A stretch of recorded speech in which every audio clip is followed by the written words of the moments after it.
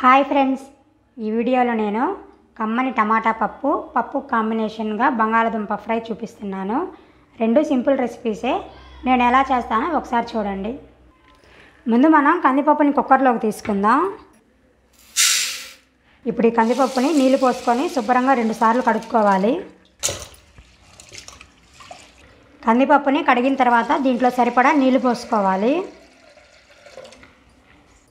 ఇప్పుడు కందిపప్పు కడిగి పెట్టుకున్నాం కదా, ఈ కడిగి పెట్టుకున్న కందిపప్పులో టమాటా ముక్కలు, పచ్చిమిర్చి ముక్కలు, ఉల్లిపాయ ముక్కలు కోసి పెట్టాను. ఇప్పుడు వీటన్నిటిని కందిపప్పులోకి వేసుకుందాం.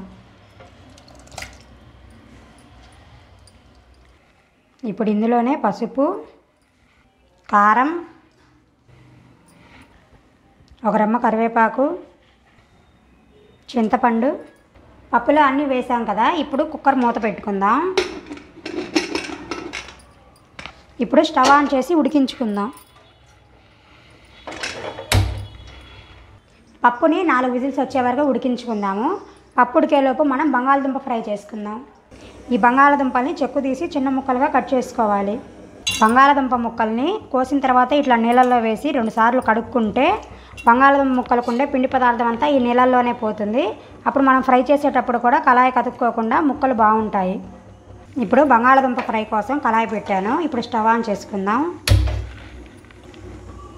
ఒక 2 స్పూన్లు ఆయిల్ వేస్తున్నాను.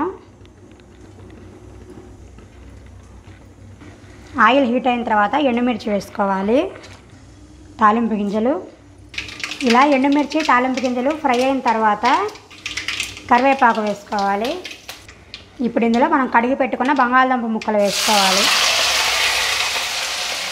ఈ బంగాళదుంప ముక్కల్లో కొద్దిగా పసుపు, రుచికి సరిపడా ఉప్పు వేస్తున్నాను. ఈ ఉప్పు పసుపు ముక్కలకు పట్టేలాగా బాగా కలుపుకోవాలి. బంగాళదుంప ముక్కల్ని మధ్య మధ్యలో తిప్పుకుంటూ ముక్క సాఫ్ట్ అయ్యే వరకు ఉడికించుకోవాలి. ఈలోపు మనం ఈ బంగాళదుంప ముక్కల్లోకి కారం రెడీ చేసుకుందాం. కారం కోసం మిక్సీ జార్లో ఎండు కొబ్బరి ముక్కలు, ఒక 1/2 స్పూన్ జీలకర్ర, వెల్లుల్లి, కారం. ఇప్పుడు వీటన్నిటిని మిక్సీ పట్టి కారం రెడీ చేసుకుందాం. ఈ విధంగా కారం రెడీ చేసుకోవాలి.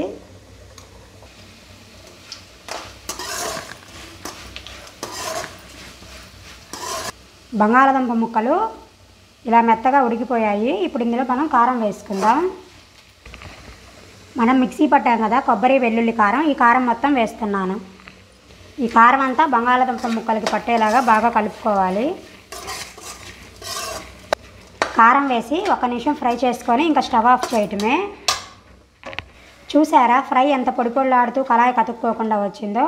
బంగాళదుంప ముక్కల్ని కోసిన తర్వాత ఒకసారి కడిగి ఫ్రై చేసుకుంటే ఇట్లా వస్తుంది ఫ్రై. బంగాళదుంప ఫ్రై రెడీ అయింది కదా. ఇప్పుడు దీన్ని ఒక బౌల్లోకి తీసుకుందాం. మనం బంగాళదుంప ఫ్రై చేసుకునే లోపు పప్పు కూడా ఉడికిపోయింది. విజిల్లోని గాలంతా నార్మల్గా పోయింది. ఇప్పుడు పప్పు మూత తీసి చూసుకుందాం. ఇప్పుడు ఈ పప్పులోనే రుచికి సరిపడా ఉప్పు వేసుకుందాం. ఇప్పుడు పప్పు గుత్తితో ఈ పప్పుని బాగా ఎనుపుకుందాం.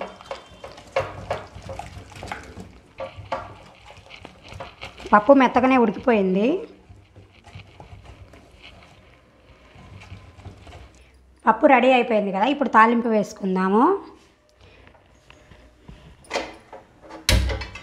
స్టవ్ ఆన్ చేసి కళాయిలో ఆయిల్ వేసుకుంటున్నాను.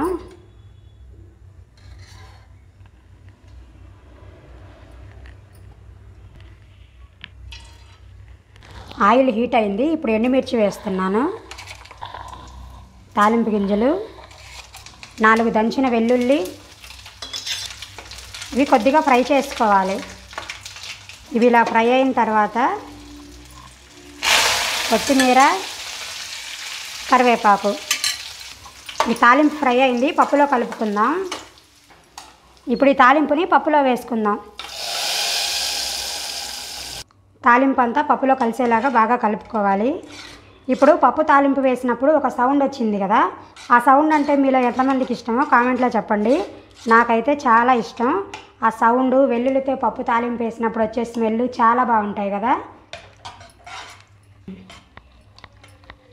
పప్పు రెడీ అయింది. ఇప్పుడు పప్పుని ఒక గిన్నెలోకి తీసుకుందాం. అంతే ఫ్రెండ్స్, కమ్మని టమాటా పప్పు దాంట్లో కాంబినేషన్గా బంగాళాదుంప ఫ్రై రెడీ అయ్యాయి. ఒకసారి ఈ ప్రాసెస్లో మీరు కూడా ట్రై చేసి మీకు ఎలా కుదిరిందో కామెంట్ చేయండి. వీడియో నచ్చితే లైక్ చేసి ఛానల్ని సబ్స్క్రైబ్ చేయండి.